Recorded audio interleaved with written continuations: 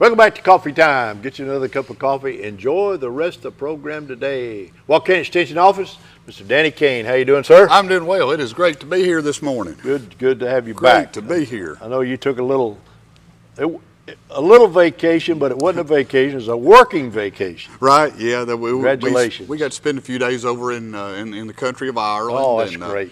There was 45 of us from all across the nation, and it was through the National Association of County Agricultural Agents. Right.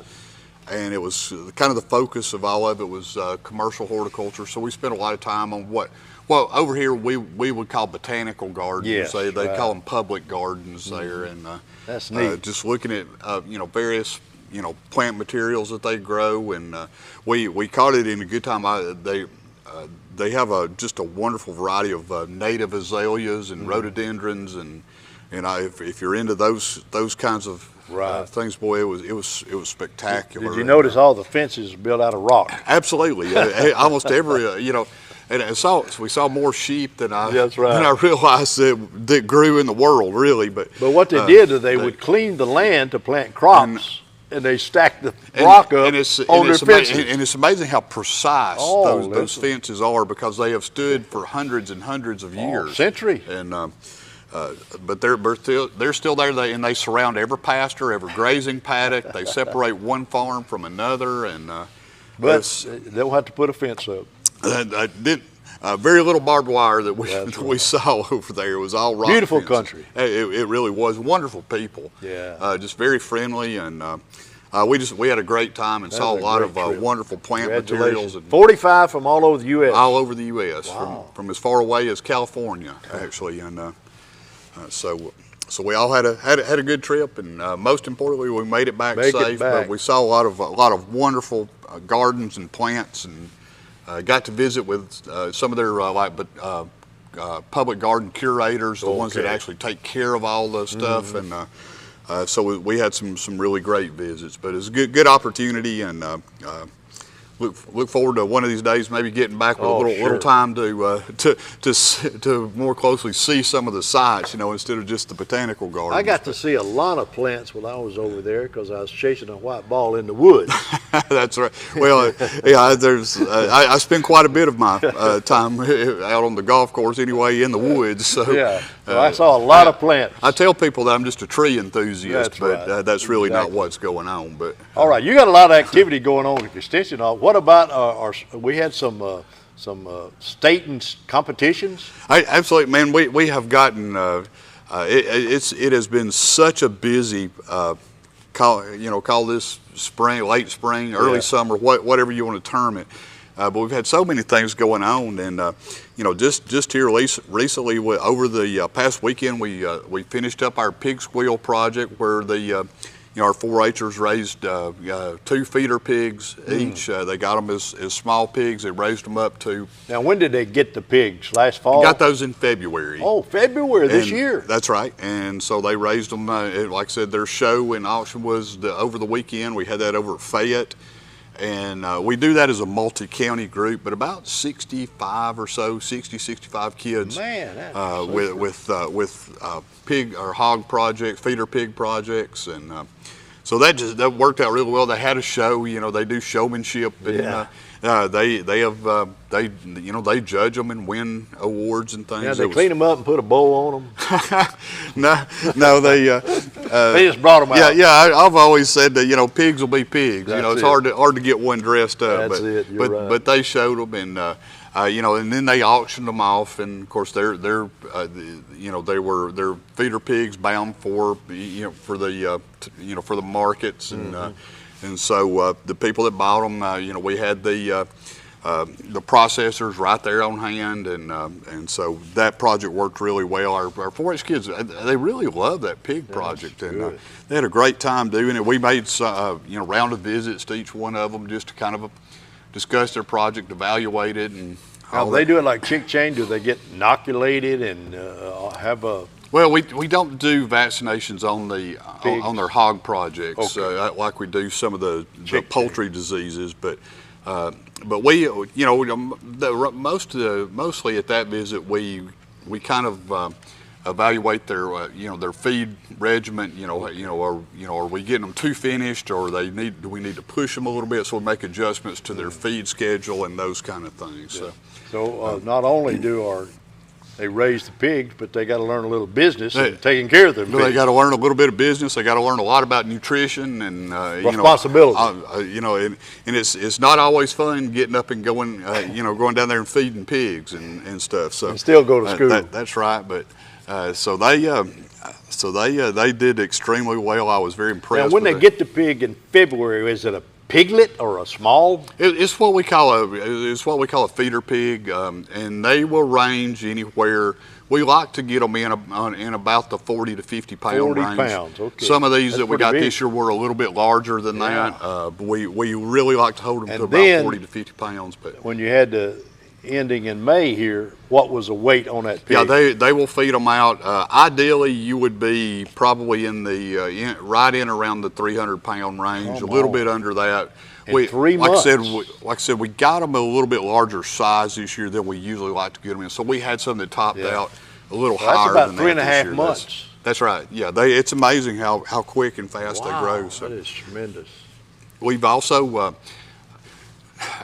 we received our chick chain chicks for the year, and we had chick chain pickup this past week as well, and so we had several families involved in our chick chain project this year. I know we ended up we had some extra birds, so we shared some of our birds with the 4-H kids over in Marshall County, over in the Gunnersville area. So we took our leftover chicks over there to some of their kids. kids. Know, they've heard us talk chick chain. You pick them up at the post office. They come right through the 3 days, from the 4 hatchery days old. to the U.S. Post Office. They'll leave the hatchery at about 1 day, and of course they're usually about 3 days old or so when we get them. And so we used 3 breeds this year. We used Buff Orpingtons, and we used Barred Plymouth Rocks, both of which are brown egg layers. We also used Americanas, which lay kind of a pastel colored egg, either kind of a green pastel or a blue pastel, and so each of our kids got 12. They got 4 of each breed, and they'll be growing those throughout the summertime, and on into the fall, about mid-October or so, we will culminate that project with our show and chicken auction down. We do that in the city of Cordova with their Indian Head Festival down there. And you've told me before, about that time you have that festival, they're actually, some of them are laying. Yes, that'll be about the time we usually start to look from the beginning laying. Depends a little bit on different breeds, but anywhere around 5 months or so is generally a good average when they'll start to lay, and that's about what they are when we get to and then again, you're teaching those students responsibility, the business world. That's right, and it's taking care of chickens sounds easy and fun, and it is fun. We've done the project with my son at home, but there's a lot of work to it when it comes to cleaning out nest boxes and cleaning up feeders and cleaning out waters and making sure everything is all the coop is all tidied up and feeding and watering every day, and so there's a lot of responsibility that goes along with that. And that's great. So we're looking forward to some good things out of chick chain this year, and we're fortunately off to a really good start, and we'll be making again rounds of project visits during the summertime, and at that project visit we actually do some vaccination for a disease called fowl-pox, which is. So let me ask you a nationwide question, just a little off of that. Are we back in the business with the egg business being produced back in our nation again? Well, we're still having some occurrence of this AI or avian influenza in various places, and so we're still all certainly not in panic mode, but we're, especially with our backyard flocks, it's still important to practice those biosecurity things. With the foot baths, to clean off your boot, have dedicated footwear when you go in your pen. Don't co-mingle all your birds and then go down to the co-op store stuff. So we're practicing those kind of simple things is a way to beat back AI. But hopefully we're starting to turn the corner on it a little bit. And I've noticed egg prices starting to kind of ease back down just a little bit. And the reason for that is, because so much of the layer population, had to be disposed of because of AI outbreaks or influenza outbreaks. And so once that happens, you can't just pick up a bird and get them to start laying again. There's a lag period, right, as we talked about, with our chick chain chicks, and it's generally about 5 to 6 months, but to get the new batch of layers in place and of laying age to start producing eggs. Then you got to start collecting, start shipping. So we're hopefully going to see some continuance of those prices kind of easing down a little bit. We certainly hope so, and we've been right on. We've felt your pain as well. Yes, but, we did. So anyway, we hope for good news to continue on that front, and generally we get these as we get on into the warmer, hotter part of the summertime. We generally start to see avian influenza kind of settle down a little bit for the year. So hopefully that will continue. So anyway, our chick chain kids off to a good start. Wanted to mention something that's really kind of exciting for us. We've talked about on air before that we've had various kids who are participating in interviews for state 4-H ambassadors. Yes. Okay. We're very fortunate this time. We have 3 young people who will be serving as state ambassadors for this year. And our Walker County's never had 3 before. This is the first time. We've had 2 a couple of times. This is the first time we've had 3 young people on that group. Congratulations. They're wonderful kids. It just goes as a testament to the quality of young people that we get to work with, here in Walker County. But congratulations, Rebecca Stewart.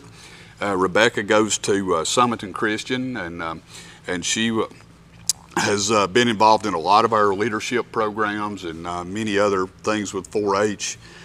Tyson Gordon actually goes to Jasper Junior High School. He's finishing up at junior high. Will be headed into high school here very soon. And Lily Kate Clark, who goes to Jasper High School, who's been involved in just about every 4-H project that you can be involved in. And good.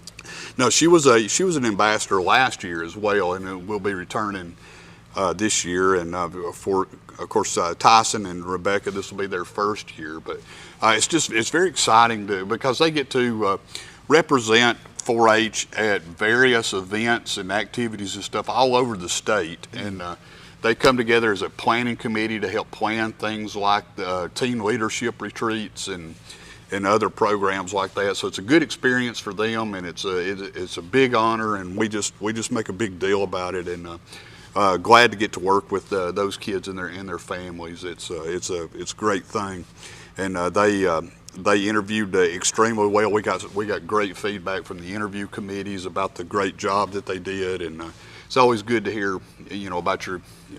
We consider them all to be our kids, Sure and it's good to hear good positive things about your kids, and when they do well in these projects and stuff. So we'll be supporting them throughout the year, and looking is forward that a to yearly term. Yes, they'll serve throughout this year. Then there'll be a reapplication next year, and.